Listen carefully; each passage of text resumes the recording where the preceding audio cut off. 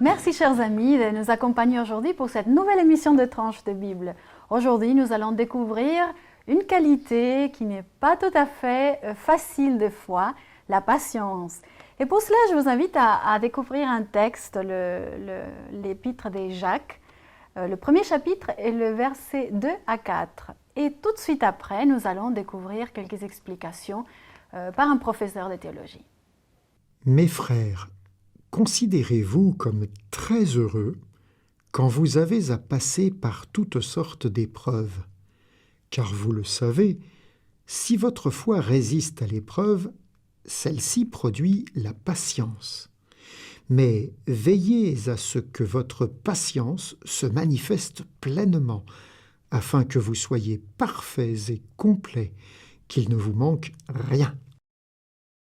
Nous venons de lire un extrait de la lettre de Jacques, frère de Jésus, qui a été écrite dans la deuxième partie du 1er siècle de notre ère et envoyée aux églises chrétiennes dispersées dans tout le bassin méditerranéen.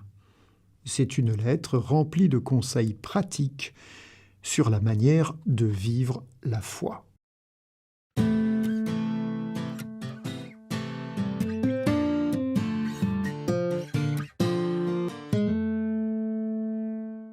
Le texte qui nous occupe aujourd'hui se trouve dans l'épître de l'apôtre Jacques.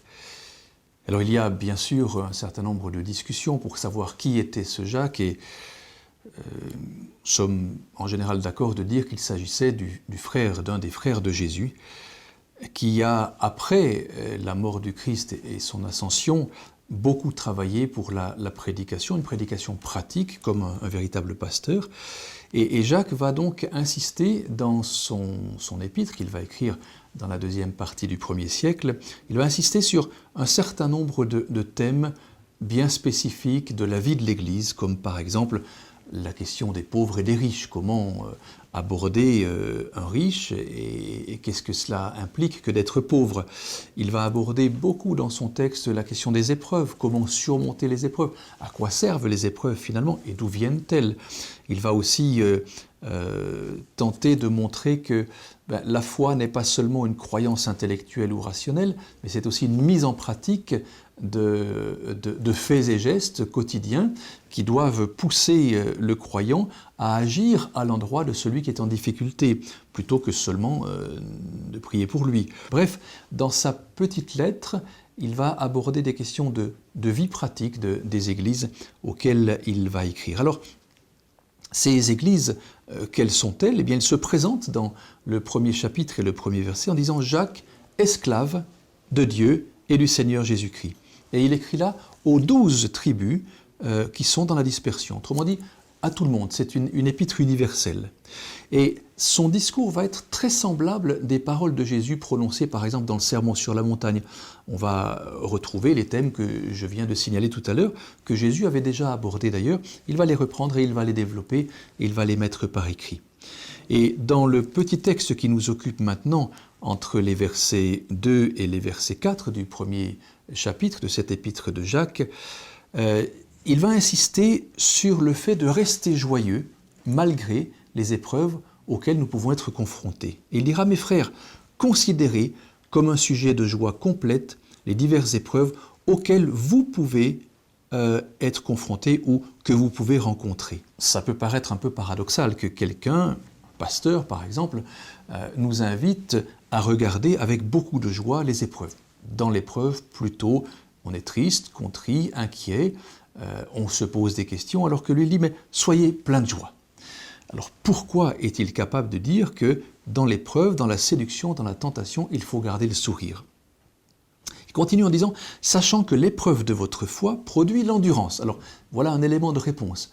L'épreuve de votre foi, la foi que nous avons déjà eu l'occasion de définir, qui est cet attachement indéfectible à Dieu, eh bien l'épreuve de votre foi, dit-il, produit l'endurance, c'est-à-dire la persévérance, la constance. C'est un petit peu comme s'il prenait l'exemple d'un sportif qui souffre, c'est vrai, qui fait souffrir son corps pour obtenir des victoires. Alors, il n'est pas en train de dire « vous devez souffrir parce que vous êtes chrétien, vous devez souffrir pour obtenir le salut ». Non, il dira au contraire « vous êtes croyant, donc vous n'êtes pas comme la majorité des autres, ça veut dire que quelque part vous allez être exposé à des épreuves et à des difficultés. Ben, prenez ces épreuves et ces difficultés comme justement des stimulants pour avancer, pour vous faire du bien, pour vous fortifier, pour que l'endurance puisse se développer en vous.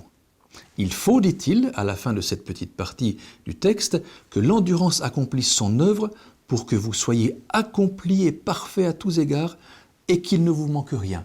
Mais, très rapidement, si nous prenions le temps de lire le texte qui suit, à partir du chapitre 1er toujours, au verset 13 et suivant, il montrera très clairement que oui, il faut regarder l'épreuve avec sourire, oui, il faut accepter l'épreuve, mais dira-t-il, l'épreuve ne vient pas de Dieu. La tentation ne vient pas de Dieu, la séduction ne vient pas de Dieu. Il montrera d'où vient l'épreuve, mais il nous dira aussi que dans l'épreuve, Dieu est là pour nous aider, pour nous en sortir, pour nous fortifier. Et c'est la raison pour laquelle Jacques peut dire au début de son texte, ne vous en faites pas, regardez avec sourire, avec joie les épreuves, parce que dans ces épreuves, il y a le Christ qui s'ouvre avec vous et qui vous aide à vous sortir de ces épreuves. Mais les épreuves ne viennent jamais de Dieu, dira Jacques.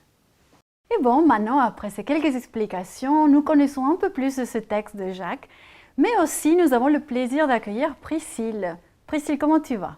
Bien, merci. Priscille est justement quelqu'un de très talentueux. Elle est prof de musique, tu es prof de musique, Voilà. tu enseignes J'enseigne à l'école primaire, au collège et au lycée. dans le campus adventiste du Salève en France. Et puis, je crois que tu travailles aussi sur Genève, Voilà. en Suisse. Dans un atelier de réinsertion, avec un atelier de musique donc. Oh là là, et là, tu vas nous expliquer un peu plus, parce que d'un côté, le monde des enfants, le monde de l'école, tu fais beaucoup de spectacles, je peux participer, regarder plutôt chaque fois que tu en fais un, et c'est vraiment un plaisir. Mais ce qui est super intéressant, c'est qu'on voit 60, 70 élèves.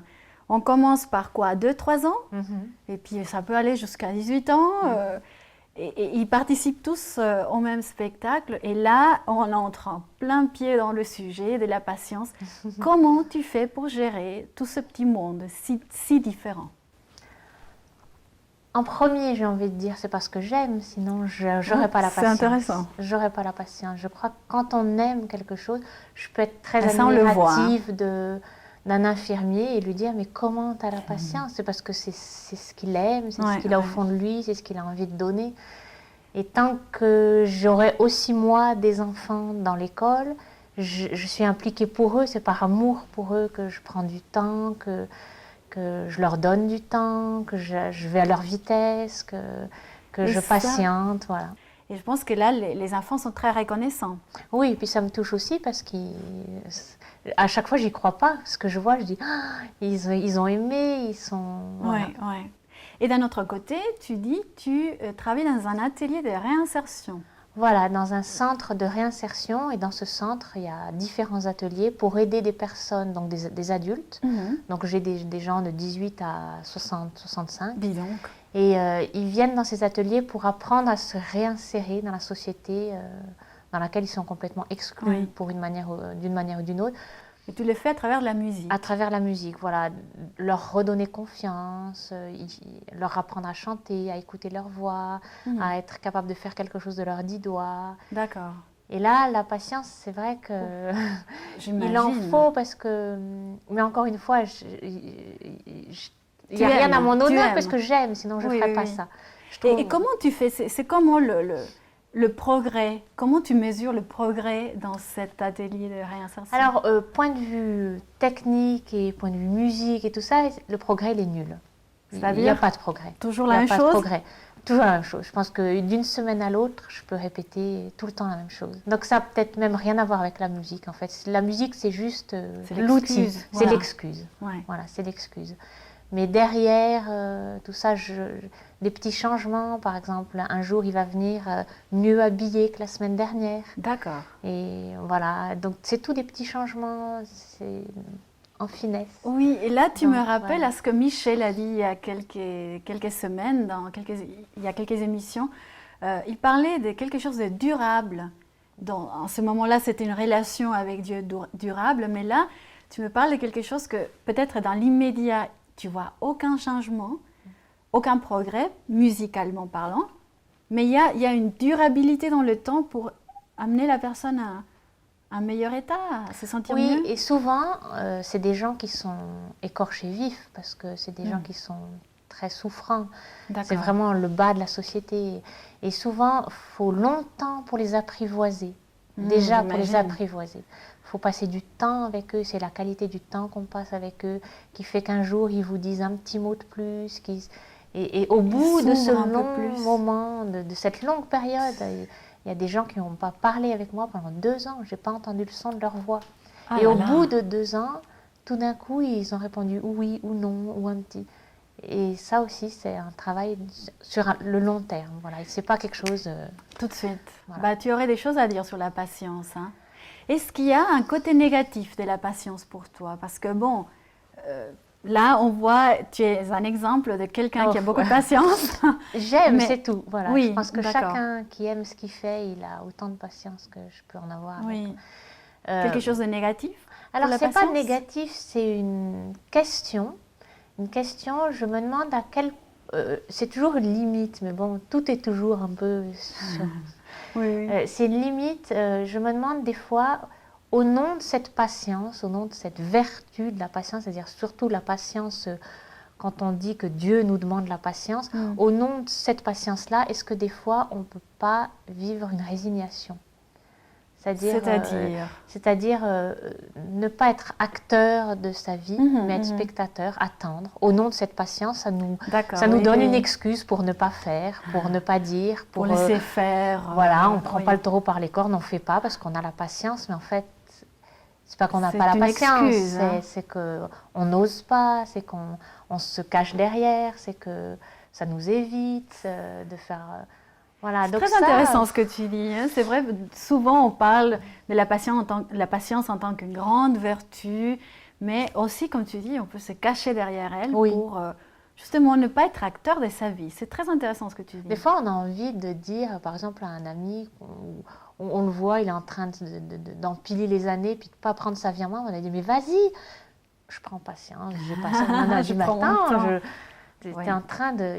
Il faut aussi à un moment y aller, quoi. Alors c'est toujours là, cette limite, jusqu'où je dois être patiente et jusqu'où je dois intervenir.